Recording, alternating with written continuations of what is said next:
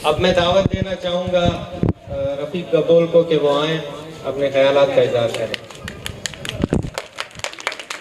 बिस्मिल्लाहिर्रहमानिर्रहीम।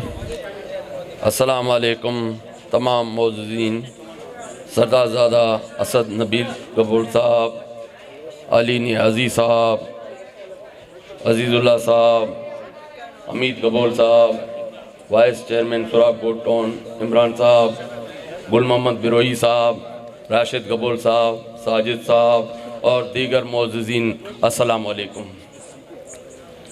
आप लोगों का बहुत बहुत शुक्रिया जो अपना कीमती वक्त निकाल कर आज हमारे इस गांव में तशरीफ़ लाए। जैसा कि आप लोगों को इल्म में है कि इलेक्शन का सिलसिला आने वाला है और जिस तरीके से हमारे इलाके में इलेक्शन के वक्त पे लोग आते हैं लेकिन वोट तो ले लेते हैं लेकिन काम कोई नहीं करता। और नबील गबोल साहब, जहाँ उनके वालिद सरदार अहमद गबोल साहब, जब से यह है कि हमारे गबोल बिरादरी का अगर कोई भी मसला होता है पूरे गबोल बिरादरी का, तो हम सबसे पहले पहुंचते हैं कि हमारा मसला हल करो। तो हम वो अपने मसलों के लिए वहाँ जाके पहुँचते हैं और सदियों से ये ख़ानदान हमारे मसले हल करता हुआ आ रहा है। और इंशाअल्लाह सरदारज़ादा असद नबील गबोल जो इस दफ़ा इलेक्शन में हिस्सा ले रहे हैं हमारे इलाके से, और मैं उम्मीद करता हूँ आप सब लोग ताउन करेंगे। और जैसे कि आप लोगों के इल्म में होगा, जब से जमहूरियत आई है भुट्टो साहब के दौर के बाद, बेनज़ीर साहबा के हुकूमत में जब हकीम बलोच साहब हमारे इलाके से MPA बने, उस वक्त हमें ये स्कूल मिला, जो बिल्डिंग हमारे जो हम बैठे हुए हैं ये बिल्डिंग मिला, और एक पब्लिक हेल्थ का स्कीम मिला। अब उसको तकरीबन 25 साल हो गए हैं, लेकिन वो पब्लिक हेल्थ का स्कीम वहाँ पड़ा हुआ है और उसका हालत वो है कि किसी MPA ने, किसी मेंबर ने, किसी ने ये नहीं सोचा कि इस इलाके को पानी का ख्याल करें। अली मादिल शेख जीत के आया, यहाँ इससे पहले जितने भी जीत के आए हमने सबको दरखास्तें की, सबसे गुजारिशात किए, लेकिन वो स्कीम, वो मशीनें वैसे पड़े हुए हैं, लेकिन इस इलाके को पानी के बूंद बूंद को तरस रहे हैं। अपने मदद आप पानी ले रहे हैं लेकिन कोई पानी देने वाला यहाँ पे नहीं है। सीवरेज का निज़ाम है जो बरसों से ऐसे पड़ा हुआ है।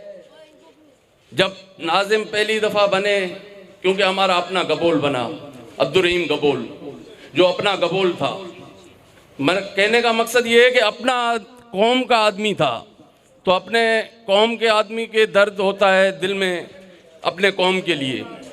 तो उन्होंने सीवरेज की लैंड डलवाई।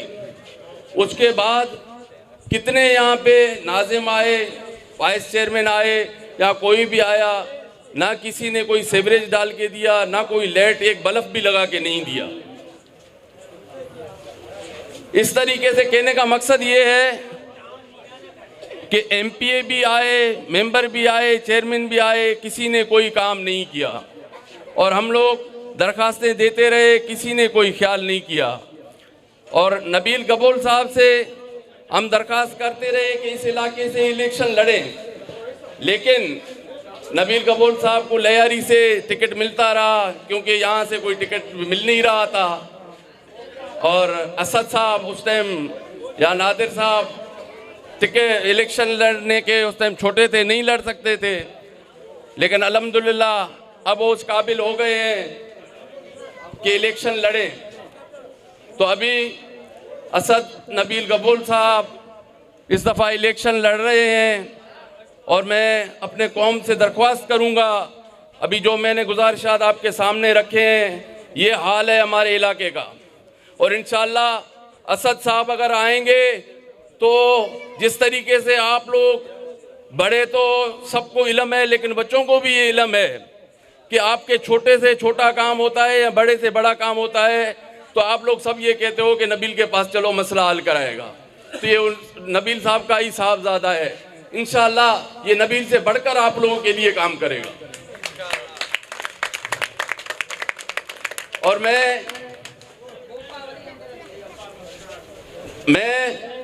एक सीनियर कारकुन के हैसियत से पाकिस्तान पीपल्स पार्टी के, आज 56 साल मेरी उम्र है, मैं वाबस्ता हूं पीपल्स पार्टी से। और मैं ये रिक्वेस्ट करूंगा कि हमारी ये रिक्वेस्ट है कि हमने ये पूरी दास्तान अपनी सुनाई है।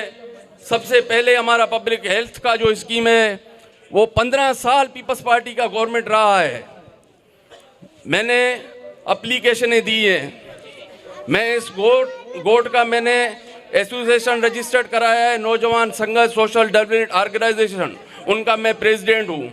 उस प्रेसिडेंट की हैसियत से मैंने बहुत कोशिशें की, मेरे पास वो लेटर्स मौजूद हैं, मैं सेक्रेटरी से मिला, मैं मिनिस्टरों से मिला, लेकिन किसी ने तवज्जो नहीं दी। लेकिन इसका मसला ये है कि क्योंकि हमारा नुमाइंदा नहीं है, अगर हमारा कोई नुमाइंदा होगा तो हमारी बात सुनी जाएगी। तो मैं आखिर में अपना अर्ज करूंगा कि ज़्यादा कुछ अल्फाज नहीं है कहने के लिए, बस यही अर्ज है कि अपने तवज्जो दो, इससे ज़्यादा और कुछ नहीं, कि अपने अपने ही होते हैं।